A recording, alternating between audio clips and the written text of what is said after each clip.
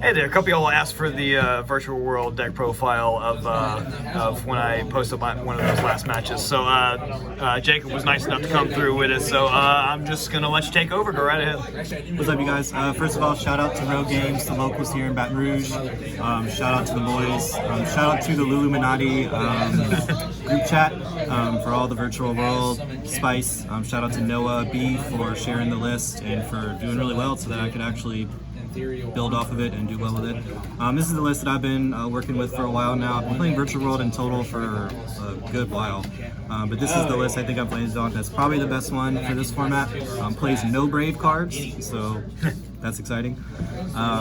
Start off with the Virtual World engine. You have 3 Lulu, 3 Gigi, 3 Lily, 2 Roshi, and 1 Nian. If you play the deck properly, you never need more than 1 Nian. If anything, you need less than 1 half the time. It's the worst one to draw, and you always have access to it when you need it. Roshi is the second worst one to draw in your opening hand. It's not combo by itself, unlike any of the other ones. So that's why we play this one at 2, because we'd rather search it rather than open it ourselves. All the other ones, you want to open it. Typically, post side, I can cut down to 2 or even 1 of this one, just because it's by far the 3rd worst one, but these you always want to see in your opening hand. And then for the spells and traps, we play 3 City, 3 Kowloon, and 2 Chuche. You play 3 King Long because of the P.U.N.K engine, which we're going to get to in a second. But you'll also notice that I cut the Shan Wu trap. That card's a brick, and it's a horrible card in your hand, and we never want to see that. So I only play 1 brick in the deck, which we'll see in just a second. But other than that, we want to make our deck as consistent as possible. Virtual World is a very bricky and inconsistent deck by nature, so we try to take as many bricks out as we can. So that's why we only play 1 Nian and we don't play the Shan Wu trap. It will come up every so often, like if you open just Lily as your starter, but other than that, you typically don't miss it. So that's it for the Virtual World engine. For the secondary engine, we play 3 Teleport, which is actually the best starter in the game right now, for the deck at least. Bringing this back to 3 was an amazing move by Konami because we get Xiamen searches Foxy Tune, and Ogre Dance. So I don't play Spider as my other name because Spider is also a brick. You'll notice that this deck plays very few bricks. Spider and the Trap are incredibly inconsistent cards, and you don't need it again.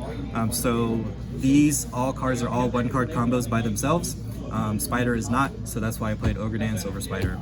I would potentially play Foxy Tune to 3, because opening Foxy Tune with Qinglong is really broken, but this ratio's worked pretty well for now.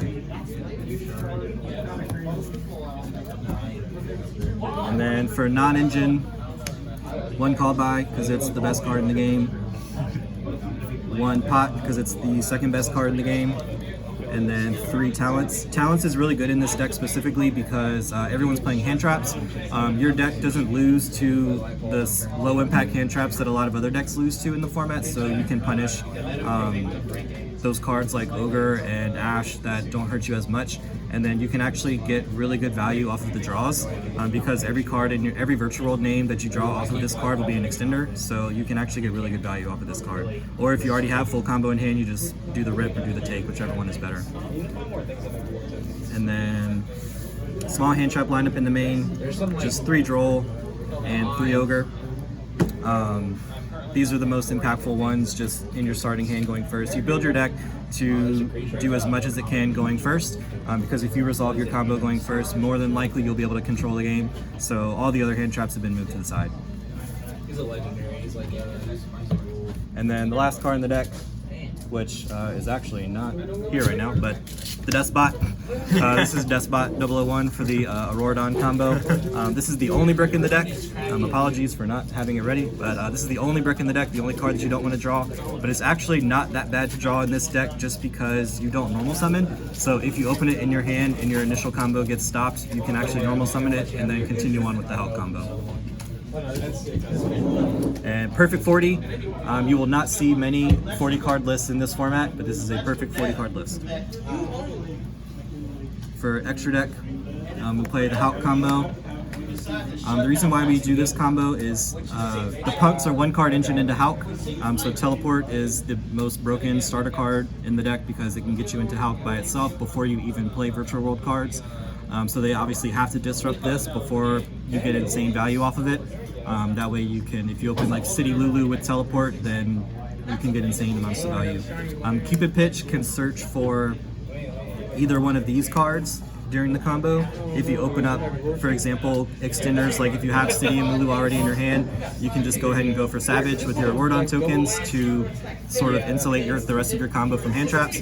Otherwise, you make Juju so that Juju can search for Lulu, and you can actually start your Virtual World plays from there. So like a tuner and a non-tuner gets you a Virtual Worlds play. So the combo's really good for the deck. I don't know that I would play the deck without this engine. For the 6s, obviously the aforementioned Juju, Charge, and Coral. I make this card every single game. I make this card probably every other game, but Charge is the best card in the deck. It gets you another draw, it gets you a 6 for your extra deck plays. It's the best card. For the 9s, just Shinshin and Vermilion Mech.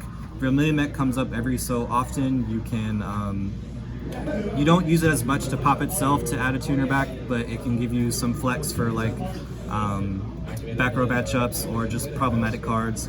Shinshin's the reason that you play the deck. Prank Kids is the most popular deck in the format right now, and they cannot play under this card.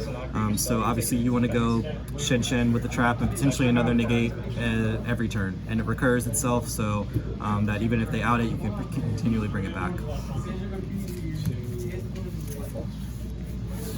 And then we play Zulkin Crystalwing. These two spots are very flexible. You can potentially play like Mud Dragon and Hot Red or any other mix of other cards.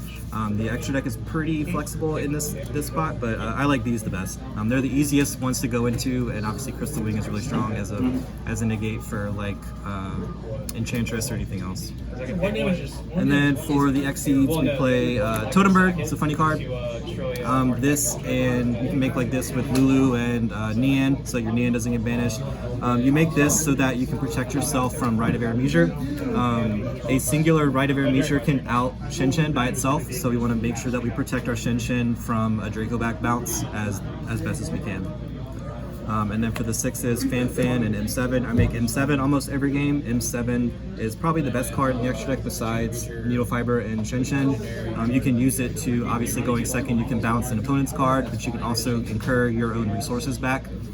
So like whenever you get a GG add back, you can potentially get a second add back so that you're never losing card advantage. And then the last card is Zeus. You just plop it on top of whatever one of these cards after you battle. It's a good flex spot going second. Obviously against back row it's good, so it's just a good thing to have in the toolbox. You don't make this all the time, but when you do, it's good. Yeah, and that's the deck. Side deck obviously just depends on your locals. I usually just side other hand traps. Gamma is usually a really good card for the deck because a lot of your effects activate in hand. Other than that, you would just go by what your locals or your potentially expected matchups are. Would you main Gamma, or are you just not doing that just for this local? Nope, because to main Gamma, you have to play Driver, and if you notice the theme of my deck, I play only 1 brick, so you want to minimize the amount of bricks in your deck. So I think Gamma is great in the side, so going second, but I wouldn't main it for sure. All right, thanks for providing your time, providing your cards and your knowledge, and I think that's about going to wrap it up. Any last words? That's it. Later, guys. That sounded way more threatening than I meant it to, by the way. So it's gonna wrap it up. Have a great rest of the day.